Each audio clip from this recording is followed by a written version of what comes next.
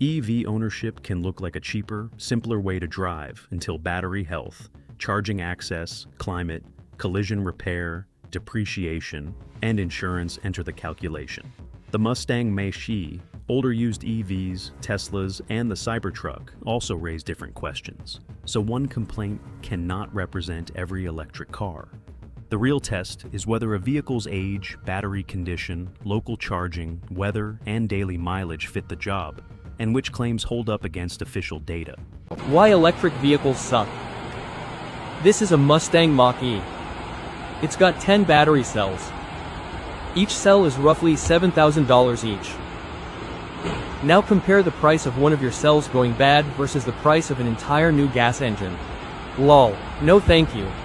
Hey, I bought a used electric car a couple months ago, and I think the range is way lower than it's supposed to be. I'm supposed to be getting like 280 miles, and I'm doing 190 on a full charge. Where'd you buy it? Online. I got it from Florida. It was a great deal. How old is the car? About 6 years, but it had great miles on it. I think that's why the price was so low. You know, miles aren't the only thing that wears down an EV battery. Well, what else is there? Heat.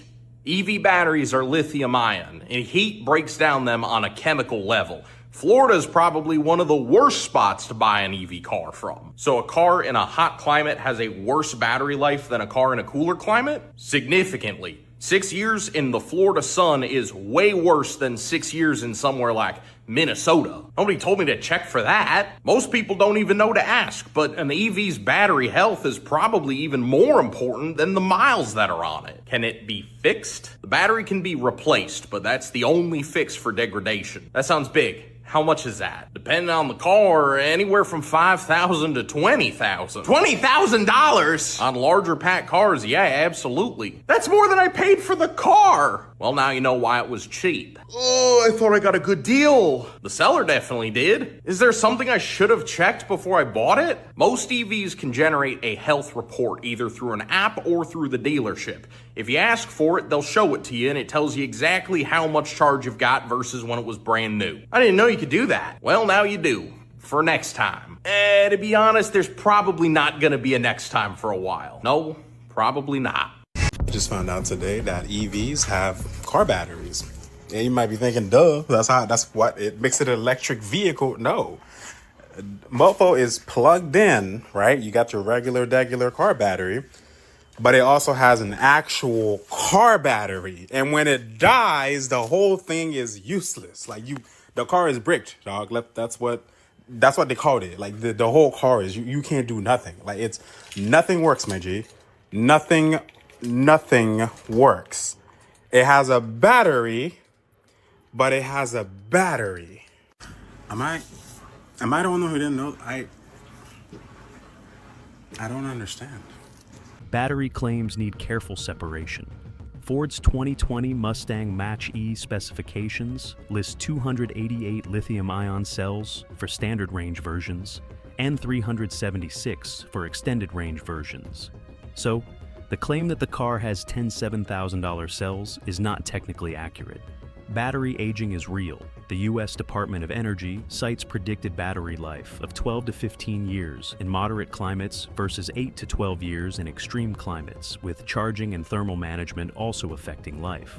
This is why mechanics hate working on hybrid vehicles and EVs. Regardless of how much technical skill you have, working on these high voltage systems is very dangerous and can kill you. Now this little hybrid battery has 300 to 400 volts in it, which is more than enough to send you to the ER. And this small little hybrid battery is half the size of a battery you would find in a full EV, which can go all the way up to 900 volts. Because of all this high voltage in these cars, mechanics typically don't like working on these vehicles. So why do we gotta do it? This is why right here. We have a hurricane blowing through today, and according to people online, the reason for that is because we've used combustion engines every day for travel. Now, I don't believe that to be 100% true, but a lot of people do. So there's a lot of push for these EVs in the industry right now when people like us don't really want to work on them. Now, will they be a part of our future? Yes. So we'll have to get used to working on them. But I do not believe they're going to stop this from happening. Teslas are actually pretty easy to work on, but kind of really hard. Guys, one thing I want to know in the comments. 2 cars that I hate working on. Teslas, number 1. Number 2, Volkswagen and Audi. Absolutely hate them. Let us know in the comments what cars you guys like working on, what cars you guys hate working on, what problems you guys see commonly with cars. Would you trust a Tesla? No, sorry. With over 100,000 miles? Hell no. Tesla is an electric company that decided to make a car instead of a car company making an electric vehicle. And because of that difference, right, they're approaching it in a totally different manner. I think Tesla's overall is like one of the most lowest quality products of vehicles to ever be created. Not just because of certain things with their suspension and certain things we see mechanically, but I mean, like, I've never been in a Tesla where I can't identify a trim piece issue. The gaps on trims, on how things line up with the dash, how it lines up inside the car, the interior of the vehicle. I haven't found a Tesla that's perfect inside, and it just shows the quality of how they build them. And so I personally, outside the political stuff, do not trust Tesla. No, we don't talk about them here. Overrated. Oh, not in a million years am I getting a go-kart. No Teslas.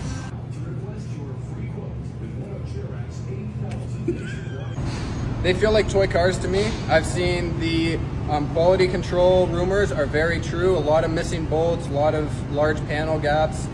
They're fun if you have the money for them. No comment. I wouldn't drive one personally, but Teslas, they're interesting. I think they're more of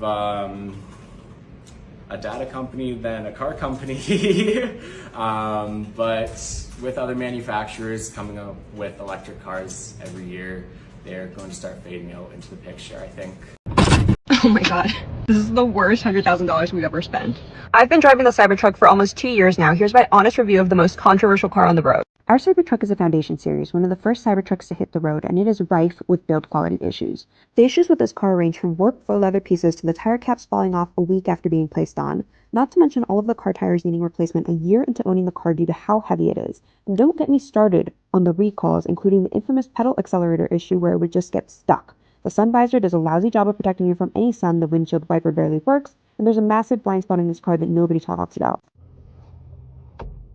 It's because it's not hard, you know, it's not stiff, it's just, you know, here, check this out, I'm gonna tap the screen. Oh, what the heck? No way, the car actually died? I'm recording this for proof right now.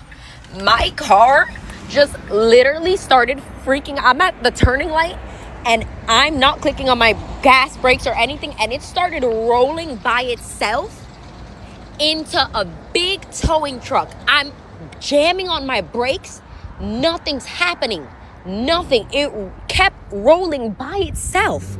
You gotta do better, Elon Musk, because I could have really fucking died. This could have been something really bad. Mechanic frustration, trim quality, and high voltage training are separate questions. Tesla-specific complaints about panel fit or suspension do not establish failure rates for all EVs, and an owner-reported unintended movement does not establish a diagnosed defect. The Cybertruck accelerator concern is different. NHTSA Recall 2 4V-276 covered 3,878 2024 trucks because the pedal pad could dislodge and trap the accelerator. Other reported failures need diagnosis or broader data. If you think Lexuses are expensive to fix, Teslas are so expensive to fix that when they get in even minor wrecks, they're often being written off by the insurance company. And what does that mean for you? If you buy a Tesla and you get in a wreck, you might have to go get another car and go through all that hassle. Plus, the insurance rates on the Tesla is going up because they cost so much to repair. They don't have that many parts to repair them because they're using them to build new cars. So while you're waiting months, the insurance company has to rent you a car. So guess what? Your rental rates are going to go up sky high. So maybe a pain in enough recharging electric cars. Here's yet another reason not to buy one. It'll get totaled if it gets in a wreck because it costs too much to fix because hardly anybody knows how to fix them. Everybody thinks electric cars save you money. That's literally every EV owner's only argument to why they bought one. I'm a car dealer and I see what actually happens after people buy them. Yeah, you're not spending money at the pump, you're not paying for gas, but that's not where people lose money. The value on EVs drops so fast, especially brands like Tesla. Over 60% value lost in just a few years. Also, something happens to the car, like a little accident or a quick repair, Now you realize parts are expensive, and don't forget about the battery. First of all, the more you drive it, the more it gets weaker. And when you're out of warranty and you need to replace it, that's the most expensive part. Insurance companies know that. And that's why your insurance ends up being higher too. And charging. At home it's cheaper, not gonna lie. But people who rely on public charging, prices are going up and it's not as free as people think. Don't get me wrong, for some people an EV makes complete sense. But buying one thinking that you're gonna save a lot of money, when you add everything up, you realize that saving money on gas don't offset all of these costs like people assume. Okay, riddle me this. Name me one good-looking electric car besides the Porsche Taycan.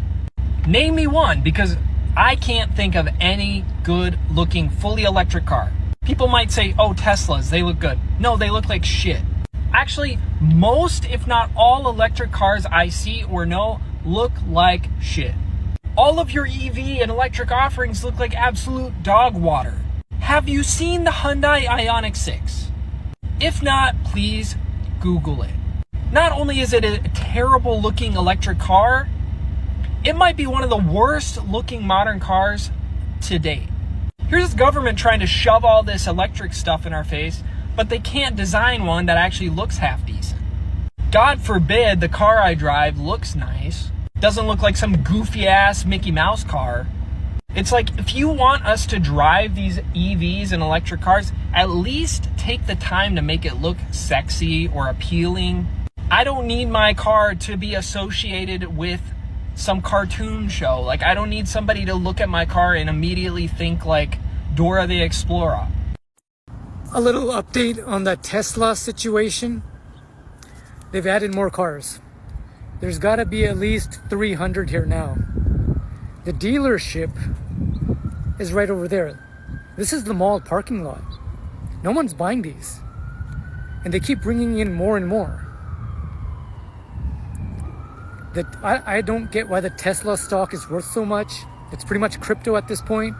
But yeah, no one's buying Teslas. At first it was only like these few spots. This is all new. Yeah, I'm not sure if my camera can capture all of that, but that's a crap ton of Teslas no one's buying. I'd sell the Tesla stock now. Ownership cost is where anti-EV arguments need numbers rather than anecdotes. HLD. I found electric models with gasoline counterparts had 19% lower collision claim frequency and only 1% higher collision claim severity after adjusting for mileage. Tesla was excluded because it had no conventional counterpart. Depreciation, insurance, and public charging still matter, but a crowded dealer lot or dislike of styling does not establish demand, repair economics, or total cost. The worst part about having an electric car in Los Angeles, California, is the fact that you have to literally wait in a line to charge your car. Not waiting to charge your car, but wait in a line to then sit and charge your car. Did I think about this when I leased an electric car? No, I did not. I really just did not think that there would be like, I'm behind 4 cars right now and I've been here for 40 minutes and there's a car behind me. And it takes probably 30 to 45 to an hour to charge some of these cars depending on how dead they let their car get. My car is currently at 26%, so I could go home right now, but I've already invested 45 minutes of my time, so I am going to get my car charged. And I'm at one of those chargers where you like can only charge up to 86%. So then you have to leave. So it goes a little bit faster. Do I hate this? Absolutely. What is my regret about being an EV owner? Recently, my wife and I wanted to attend an event. It was approximately 70 miles one way. And our electric vehicle will get, at best, on a full charge, about 150. And then when you start running air conditioner because it's warm, it's a lot less. So we were thinking of going, but the tickets were 40 pounds per person, total of 80. And then we would have to charge it. And that would be an additional about 50 or 60 pounds to charge it at a charge point. And we did that once before when we went to York Park and Ride to visit York. However, when we returned that night, it didn't fully charge and we lost access to the car and having to call our dealership to fix it. Tesla owners are getting robbed. Charging frustration depends heavily on how the vehicle is used. A Los Angeles driver waiting behind 4 cars and a UK owner planning a 140-mile round trip both depend on public infrastructure and usable range. NHTSA notes that battery temperature control can consume energy, while charge speed varies by vehicle and station. Home charging, route length, weather, and reserve margin can turn the same EV from an easy commuter into a poor long-distance fit. Hey Justin, Yo. What's your opinion on electric vehicles? I wouldn't buy one. Cold weather, horrible battery life. There's not a tire out there that can hold up to the weight of the vehicle, so you always got worn tires faster than you do any other car. The maintenance is just heavier on the suspension. It's a heavy vehicle. You got a lot of weight of a battery pack and an electric motor. Maybe if you lived in town and all you did was in-city commuting, I could see that, but not anybody living outside of town, I wouldn't buy one. Sam, what is your opinion on electric vehicles? You know, I can see why people like them, but they're not for me. Antonio, what's your opinion on electric vehicles? Don't buy a Tesla. Tristan, what are your opinions on electric vehicles? Not particularly a fan. I believe they have their place, and I believe as technology advances, they're maybe a bit better in whatever that means, in my opinion. But yeah, I think they have their place, but not for me. Sandro, what is your opinion on electric vehicles? I'm not completely against them. I think the whole idea that they're great for the environment is a huge fallacy and propaganda. But I don't think the infrastructure, especially in the U.S., can handle them. Not the way that they want to build them and talk about implementing them. But I don't have anything against them. Electric vehicles. Do you guys? After the REV vehicle.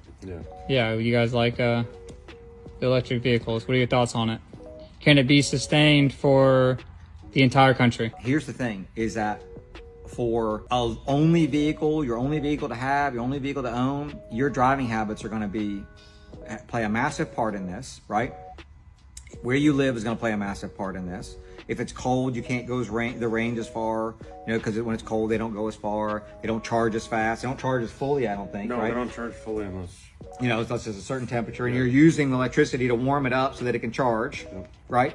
So there's all that part of it. Down here where we're at, you know, Florida, Southeast Georgia and all that, we just had 2 hurricanes come through here. Saltwater and lithium batteries don't Saltwater, and them things are not good, right? So you're talking about destroying a vehicle quickly, we all know that flooding I cars saw something with a Tesla in the garage. They'll catch on fire. They did. It's done. Yeah. So, that's just, there's nothing Tesla or any other electric car manufacturer can do to eliminate that. You get salt water up in there, which people would say, yeah, you get salt water in any vehicle and it's ruined. 100% you're right, but it's not going to catch on fire and burn up, right? Yeah. So, but as far as, and here's the other side of it is, again, from just a lowly old mechanic that's just been living on this earth for 56 years, you hear all the stuff about the electric can't keep up, right? They can't keep up. You know, if everybody bought an electric car, then I don't know that we'd have the electricity to do it. But I'm not that guy. I've talked to some people about that. I've got some friends in the electrical generating business, and they all tell me that it's not that we're not there yet. But if you're doing this solely for environment, there is a really good video. I think it's on YouTube, and a guy he went deep into this. And the reality is that a hybrid is your best way to go. If you're looking for environmental impact, the least environmental impact, hybrid is the best way to go. And I'm not going to get into why. You'll have to find that video, but it has to do with manufacturing and all kind of stuff. And how much is it?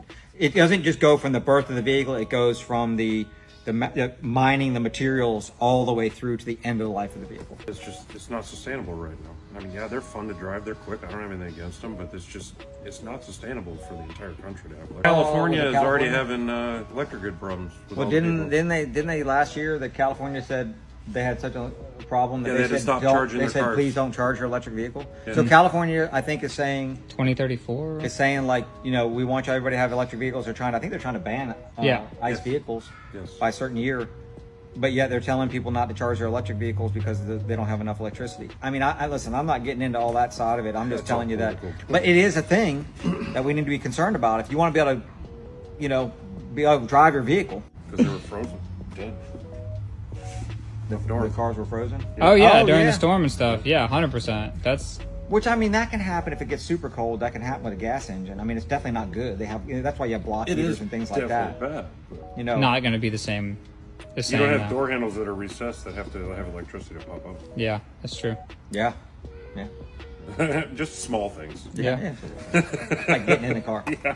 All right, cool. E-Verks work best when the vehicle matches the route, climate, charging access, and ownership budget. NHTSA warns that flooded high-voltage batteries can create shock and fire hazards, especially after saltwater exposure, while EPA says a typical EV usually has lower lifetime greenhouse gas emissions than an average gasoline car even after manufacturing. California's 2022 rule targeted new sales for 2035 and included plug-in hybrids, but federal action in 2025, disrupted enforcement and litigation remains pending. Judge the specific car and use case. Thanks for watching.